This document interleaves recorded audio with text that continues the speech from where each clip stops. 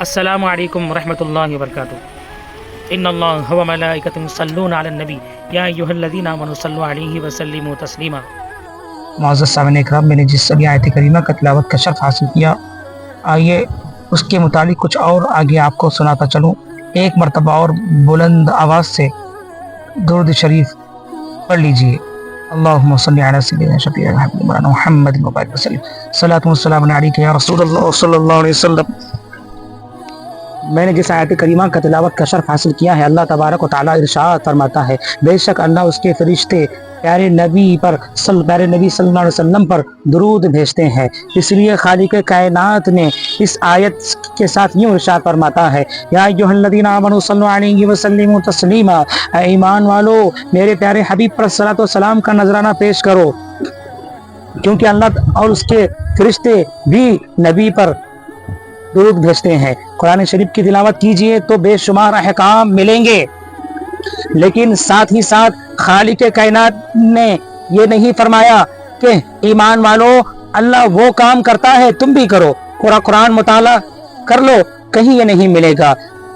خدا نماز پڑھتا ہے تم بھی پڑھو، خدا روزہ رکھتا ہے اے ایمان والو تم بھی روزہ رکھو، کہیں یہ نہیں ملے گا۔ خدا زکوٰۃ دیتا ہے تم بھی دو، کہیں یہ نہیں ملے گا۔ خدا خیرات کرتا ہے تم بھی کرو، کہیں یہ نہیں ملے گا۔ خدا حج کرتا ہے تم بھی کرو، کہیں یہ نہیں ملے گا۔ خدا عبادت کرتا ہے تم بھی کرو، لیکن جب باری آئی اپنے محبوب پر درود پڑھنے کی، جب باری آئی اپنے حبیب پر درود پڑھوانے کی، جب باری آئی اپنے نبی پر درود کا نذرانہ پیش فرمانے کی، جب باری آئی نبی پر درود بھجوانے کی، تو سب سے پہلے اپنے فعل کا ظاہر فرمایا، سب سے پہلے اپنے کام کو ظاہر فرمایا۔ ان اللہ و ملائکتہ یصلون علی النبی، بے شک اللہ اور اس کے فرشتے درود بھیجتے ہیں۔ یا ایھا الذین آمنوا، ایمان والو، صلو علیہ وسلموا تسلیما، پیارے نبی پر تم بھی خوب خوب درود و سلام پڑھا کرو۔ عبادت سے اللہ پاک ہے، بہت سے کام ایسے ہیں جو اللہ ہی کر سکتا ہے، ہم نہیں کر سکتے۔ روزی اللہ دیتا ہے، ہم نہیں دے سکتے۔ زندگی اللہ دیتا ہے، ہم نہیں دے سکتے۔ موت اللہ دیتا ہے، ہم نہیں دے سکتے۔ بعض کام ایسے ہی ہیں جو ہم کرتے ہیں، اللہ اس سے پاک ہے۔ ہم عبادت کرتے ہیں، اللہ اس سے پاک ہے۔ ہم فرما برداری کرتے ہیں، اللہ اس سے پاک ہے۔ ہم اطاعت کرتے ہیں، اللہ اس سے پاک ہے۔ ہم سجدہ کرتے ہیں، اللہ اس سے پاک ہے۔ اگر کوئی کام ایسا ہے خود خالق کائنات کرتا ہے، اس کے فرشتے کرتے ہیں اور اپنے بندوں کو اس کے کرنے کا حکم بھی دیتا ہے، تو حضور علیہ الصلوۃ والسلام پر درود شریف پڑھانا، نبی کریم پر درود شریف کا نذرانہ پیش کرنا انوکھی بھیک۔ حدیث شریف میں ہے، جس دعا کے اول و آخر درود شریف پڑھا جائے وہ دعا رد نہیں کی جاتی بلکہ قبول کی جاتی ہے۔ اب دنیا کا جائزہ لیجئے، جب فقیر کسی سخی کے دروازے پر جاتا ہے تو وہ فقیر سب سے پہلے سخی کی اولاد کے لیے دعا کرتا ہے، مال کی سلامتی کے لیے دعائیں کرتا ہے، جان کی سلامتی کے لیے دعائیں مانگتا ہے۔ سخی سمجھ جاتا ہے یہ بیکاری تہذیب والا ہے، اس کو خالی ہاتھ لوٹانا مناسب نہیں۔ اسی طرح سے جب مالک حقیقی سے کچھ مانگتے ہیں تو مالک کہتا ہے، اے مسلمانوں ہم اولاد سے پاک ہے، ہم دھن و دولت سے بے نیاز ہے، لہٰذا جب ہمارے یہاں مانگنے کے لیے آؤ تو میرے محبوب پر درود پڑھتے ہوئے آؤ، ہم تمہیں خالی ہاتھ واپس نہیں کریں گے بلکہ تمہارا دامن میں مقصد کو بھر دیں گے۔ رسول پر ہمیشہ درود پڑھا جائے گا۔ آپ یہ نہ سمجھے رسول ہمارے درود کے محتاج ہے، آپ یہ نہ سمجھے کہ رسول کو ہمارے درود کی حاجت ہے۔ رسول پر اس وقت درود بھیجا جا رہا تھا جب آپ کا وجود نہ تھا، جب ہمارا وجود نہ تھا۔ رسول پر اس وقت درود بھیجا جا رہا تھا جب شمس و قمر کا وجود نہ تھا۔ رسول پر اس وقت درود پیش کیا جاتا تھا جب لوح و قلم کا وجود نہ تھا۔ رسول پر اس وقت درود بھیجا جاتا تھا جب دنیا کا وجود نہ تھا۔ رسول پر اس وقت درود کا نذرانہ پیش کیا جائے گا جب آپ کا وجود نہ ہوگا۔ رسول پر اس وقت درود شریف پڑھا جائے گا جب ہمارا وجود نہیں ہوگا۔ رسول پر اس وقت درود بھیجا جائے گا جب چاند و سورج کا وجود نہیں رہے گا۔ रसूल पर उस वक्त दुरूद शरीफ पढ़ा जाएगा जब जमीन और आसमान का वजूद नहीं रहेगा। रसूल पर उस वक्त दुरूद शरीफ पढ़ा जाएगा जब किसी फरिश्ते का वजूद बाकी ना रहेगा। रसूल पर उस वक्त दुरूद शरीफ पढ़ा जाएगा जब सारी दुनिया फना हो जाएगी। वयबका वजहु रब्बिका ज़ुल जलाली वल इकराम, दुनिया की हर चीज फना हो जाएगी लेकिन अल्लाह का वजूद बाकी रहेगा और दुरूद पढ़ने वाला खुद अल्लाह तबारक व तआला है। इन्नल्लाह व मलाइकतुहु युसल्लूना अलन नबी, बेशक अल्लाह और उसके फरिश्ते प्यारे नबी पर दुरूद पढ़ते हैं। तो मोअज़्ज़ज़ साहब-ए इकराम, हमको भी चाहिए कि हम कसरत से नबी पाक सल्लल्लाहु अलैहि वसल्लम पर दुरूद शरीफ पढ़ा करें। आइए एक छोटा सा वाक़या दुरूद शरीफ के मुतालिक सुनाता चलूं, जिससे आपकी ईमान की पुख्तगी, आपका ईमान तरोताज़ा हो जाएगा। नबी पाक सल्लल्लाहु अलैहि वसल्लम के दौर का वाक़या है। हुजूर पाक सल्लल्लाहु अलैहि वसल्लम के दौर में एक ऐसा आशिक रसूल था जो हुजूर पर दिन रात दुरूद शरीफ पढ़ा करता था।